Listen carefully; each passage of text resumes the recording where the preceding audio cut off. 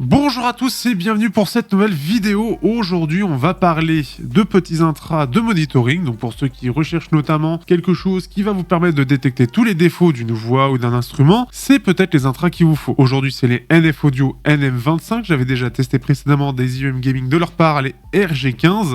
Et cette fois-ci, on s'attaque à un test qui aurait dû sortir beaucoup plus tôt, mais pour diverses raisons, ça n'a pas été le cas, et qui vont être intéressants. Ils sont aujourd'hui vendus environ 250 €. Ce sont des monodrivers et NF Audio, pour ceux qui ne connaissent pas, sont orientés sur ce côté monitoring spécifiquement. Ils sont reconnus pour ça et ils font de très bons intras, mais vraiment pas pour tout le monde. Et ça, c'est quelque chose qui est bien à retenir. Et je vais vous expliquer tout ça. Bien évidemment, comme d'habitude, si vous voulez soutenir la chaîne, vous avez le lien en description. Vous abonnez, tout ça, ça fait plaisir.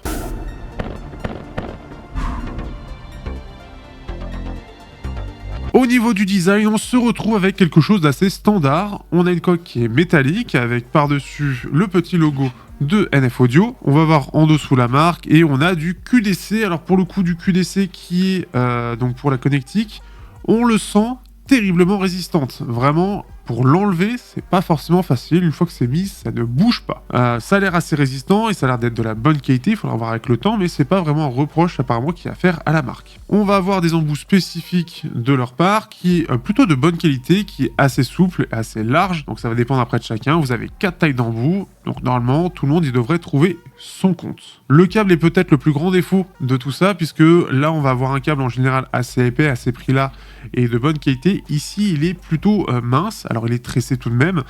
Il est souple. On sent que ça reste de la bonne qualité. Le plus gros problème, c'est pas la qualité du câble en elle-même, c'est sa finesse qui fait que ça va s'en mêler assez facilement.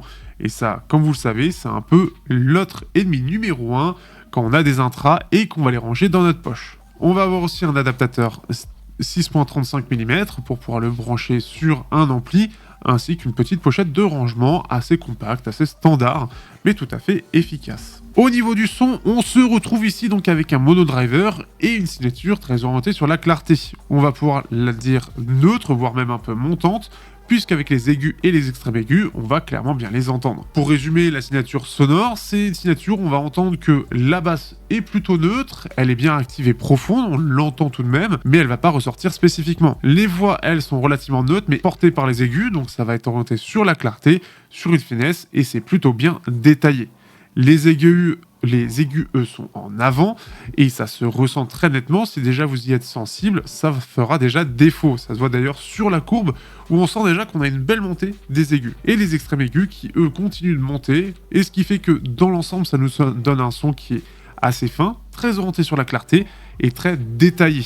C'est d'ailleurs des drivers qui sont de très bonne qualité, puisque globalement c'est vraiment fin en termes de détails. Certes, ce sera jamais face aux hybrides aussi bon, mais n'empêche que ça tient très très bien la route pour du monodriver. Aujourd'hui, on est vraiment sur quelque chose de détaillé à 250 €, là où il y a quelques années, on entendait quand même une différence assez nette entre des configurations hybrides avec des armatures équilibrées et du monodriver.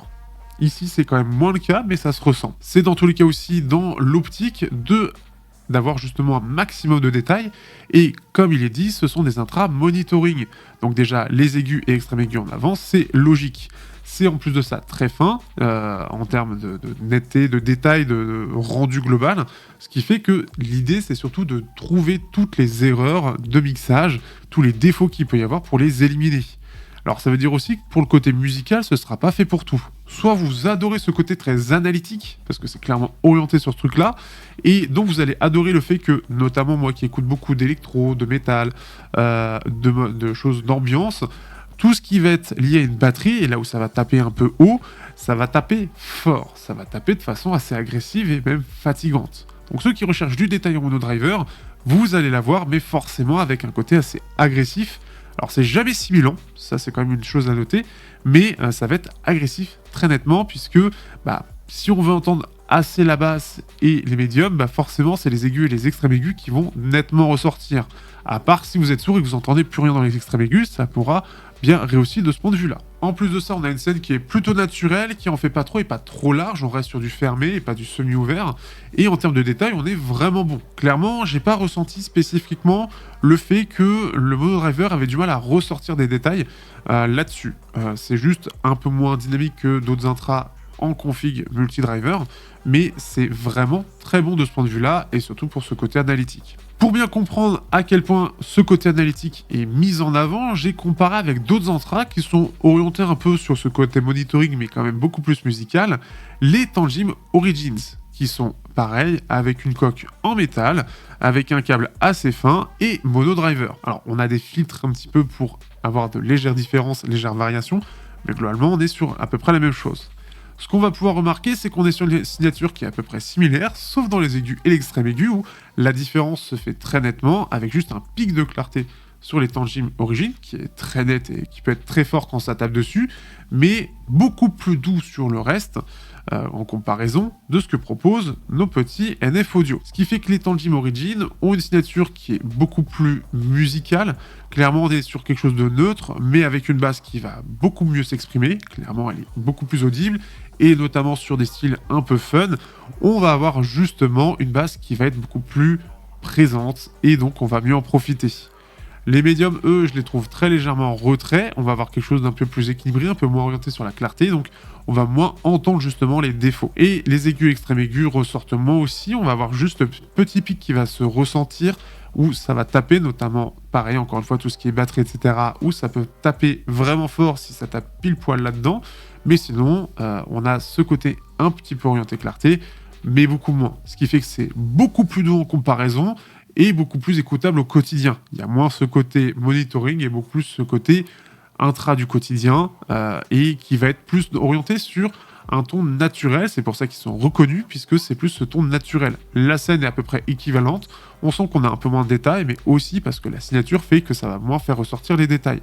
Donc c'est un petit peu en dessous, et ils sont aussi de génération précédente. Pour terminer en termes de comparaison, on va avoir les Kiwi Earth Septets, qui ont ici une configuration hybride et aussi semi-ouvert, avec un câble tressé et même un câble modulaire, puisque cette fois-ci on peut le passer en 3.5 ou 4.4 mm, ce qui n'est pas rien. Ils sont à peu près dans la même gamme de prix, voire un petit peu plus cher.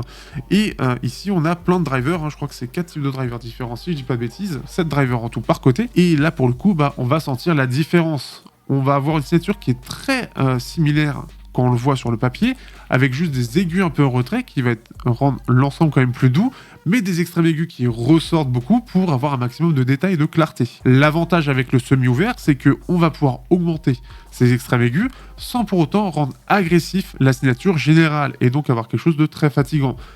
Parce qu'avec le semi-ouvert, c'est justement ouvert, donc les intras respirent mieux, ça nous permet d'avoir une scène plus large, et ça permet de ne pas avoir tous les aigus qui rentrent directement dans l'oreille, mais aussi, on profite de cette aération. On va ressortir avec une signature qui, elle, est plus dynamique dans l'ensemble. Les intras avec cette couche multi-driver permet d'avoir une meilleure dynamique générale, une meilleure ampleur dans l'ensemble.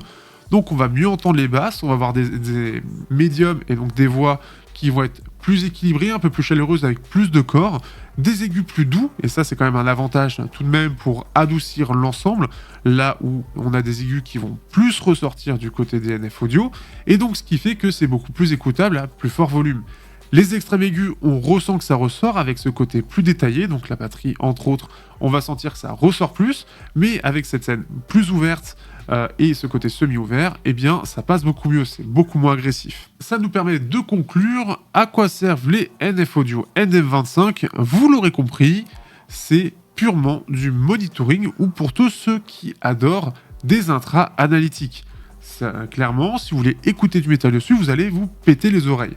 Si vous écoutez de l'ambiance ou tout ce qui peut être un peu calme, voire du classique ou de la dub, ça pourrait être vraiment très sympathique, même si, selon ce que vous écoutez, encore une fois, la batterie va être importante, risque d'être assez agressif. Si vous êtes purement en recherche de monitoring pour trouver tous les défauts des intras, clairement, depuis très longtemps en tout cas, je n'avais pas entendu des intras avoir autant cet effet analytique et mettre autant en avant le détail et la finesse sur justement tout ce qu'on va entendre. Donc forcément, ça dépend ce que vous recherchez, mais clairement ici, vous allez pouvoir trouver tous les défauts de mixage et peut-être même de cohérence. Et si jamais vous avez déjà, avec les Tangym Origins, c'est plus un côté, on va dire, un peu pour tout, et donc plus la tonalité naturelle, et donc savoir si c'est cohérent en termes de tonalité. En tout cas, j'espère que ça vous aura plu. Ce sont des intras qui sont un peu à part là-dessus. Je suis assez content de pouvoir tester du NF Audio parce qu'ils sont quand même reconnus depuis très longtemps dans le milieu. Et ici, c'est les tout derniers nés, donc en plus de ça, j'ai la chance de tester les derniers, qui sont vraiment, pour le coup, bah, ils disent que c'est du monitoring.